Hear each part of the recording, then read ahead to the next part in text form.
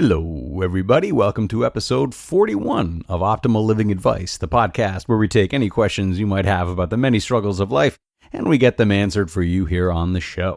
I am your host, certified life coach, Greg Audino, coming at you today with our fourth episode in a row that deals with romantic relationships of some kind. Kind of goes without saying that we could talk about this all day, every day, as relationships are so detailed and complicated and come with so many different facets that we could discuss. And just as a reminder, I do discuss them on the Optimal Relationships Daily podcast. If you haven't checked that out already, go ahead and do that. Though I don't offer advice there, I do narrate some great essays on relationships written by fellow coaches, therapists, psychiatrists, and more. So if the relationship talk is for you, if you've been enjoying these last few episodes here, check out that podcast as well. For now, though, we will look to help yet another person looking to make the most out of romance. So let's see what she has to say. Greg, I am a 38-year-old woman and have been dating a man who is 32 for a year and a half now. Neither of us has had many relationships, but we both feel very confident that this is the real thing and that we want to spend our lives together. My question is, what's taking him so long to propose? We've talked about it and agreed that we are ready, but no ring yet. I don't want to put pressure on him, but as Marissa Tomei would say, my biological clock is ticking. Oh, my word. Wow. All right. Well, if this guy doesn't come around, you can just give me a call. I'll propose to any woman who casually drops My Cousin Vinny references. All right. So first piece of advice to all listeners is to go watch My Cousin Vinny if you haven't already. That's a freebie for all of you. There you go. Oh, boy. That was rich. Okay. Let's take a look here, though I am admittedly shaken. Look. You've known your boyfriend for a year and a half, and you say you both feel confident that this is the real thing. Do you think that you know all there is to know about him? Probably not. If you're having trouble with that, then do you think he knows all there is to know about you? Again, probably not. Most likely, this is because some things just fall through the cracks and get forgotten, rather than because things are being hidden purposefully. But there is a middle ground, too. The things that are not forgotten, not hidden per se, but just difficult to express, things that will maybe come out in time. Marriage is a process of lifelong learning. I highly doubt that any two partners know all there is to know about one another at the time of their marriage, especially if they've only been together a year and a half. Your relationship is no different. So, with this in mind, let's be mindful about the fact that there is any number of reasons that your boyfriend might not have proposed yet, in spite of the extent to which you've talked about it. Maybe he's waiting for his finances to be in a better place, or maybe he just hasn't found the perfect moment yet. So if you've got a cruise or something coming up, then get pumped up. But really, though, it could be anywhere between those two. Your job in this waiting period is simply to remain patient and communicative.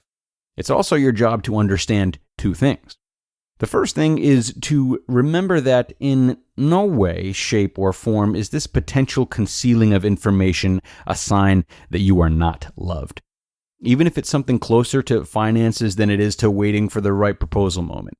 Of course, full communication is definitely ideal, but people who are unable to reveal themselves completely to you are not necessarily people who don't love you as much as you love them.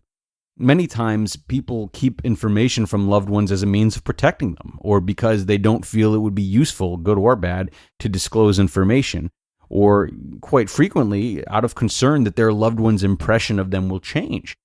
Should it be the latter, you have to understand that such a dilemma revolves more around them struggling to love themselves optimally, rather than struggling to love others optimally. This type of personal battle likely has nothing to do with you or their ability to love you. The second thing to remember is that a year and a half, it means different things to different people. And that could certainly stand to be the case when we're talking about a 38-year-old woman and a 32-year-old man. The younger you are, especially as a man, but for women too, the more time and flexibility you allot yourself when it comes to getting to know someone. You know that. Talked about this in episode 24 as well. It's inevitable.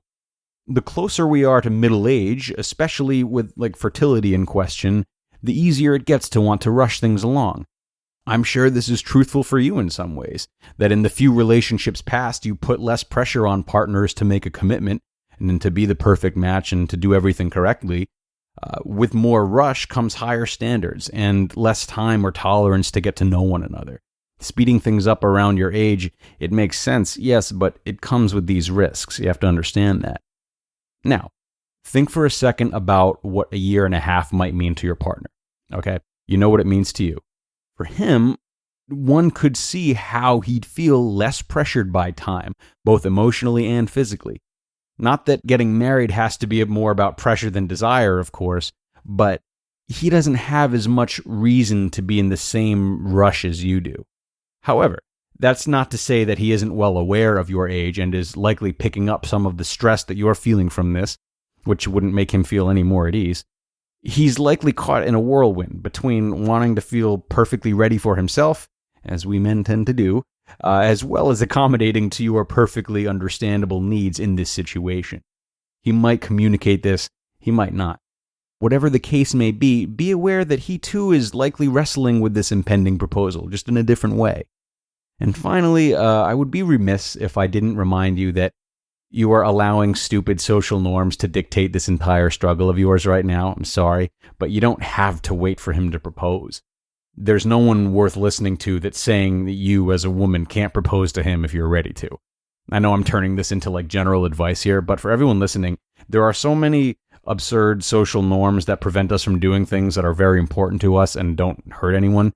It's well worth your time to stop and consider which of these social norms might be behind a lot of the problems you're facing that you feel others are responsible for. This is a classic example of how we can be so forgetful and so distant of these simple truths that we allow the biggest moments of our lives to be put on hold or not happen altogether. It's ridiculous. There's no need for that, especially in 2020 as the world accommodates more and more to unbridled freedom by the day. So just remember that you can always do that. You always have that option. And if you feel as close to your partner as you say you do, and you feel that in spite of what we've talked about today, that the marriage can be successful right now, then there's nothing holding you back from initiating the proposal. And there we have it, folks. Great question, great episode. Thank you so much for sending this question in. Love and affection has many, many layers, some of which absolutely lie between love and marriage. It's easy to forget that, so today's episode felt to me like an important reminder. If you have questions of your own, do email them to us at advice@oldpodcast.com, advice@oldpodcast.com. Extra points if you can manage to squeeze a My Cousin Vinny quote into them too.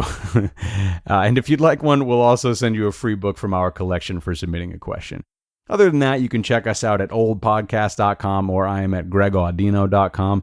Both sites offer more good resources to help you through your troubles.